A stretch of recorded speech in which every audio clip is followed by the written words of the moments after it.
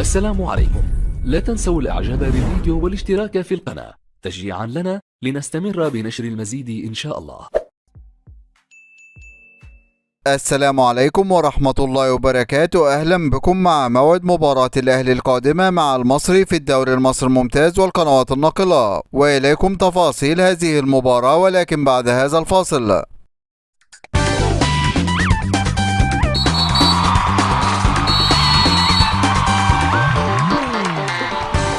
بعد هزيمة فريق الأهلي من فريق بيراميدز في المباراة السابقة بنتيجة 3 أهداف مقابل لا شيء في المباراة التي جمعت بينهم في إطار مواجهة المباراة المؤجلة من الجولة 28 من بطولة الدوري المصري الممتاز، ويستعد فريق الأهلي بعد هذه الهزيمة لمواجهة فريق المصري في المباراة القادمة، وذلك في إطار مواجهة المباراة المؤجلة من الجولة 30 من بطولة الدوري المصري الممتاز. وقد انتهت مباراة الدور الأول بين الفريقين بالتعادل السلبي بدون أهداف، ويحتل فريق الأهلي المركز الأول في جدول ترتيب الدوري المصري برصيد 82 نقطة من 33 مباراة، فاز في 25 مباراة وتعادل في 7 مباريات وهزم في مباراة، بينما يحتل فريق المصري المركز الخامس في جدول ترتيب الدوري المصري برصيد 47 نقطة من 33 مباراة، فاز في 11 مباراة وتعادل في 14 مباراة وهزم في 8 مباريات،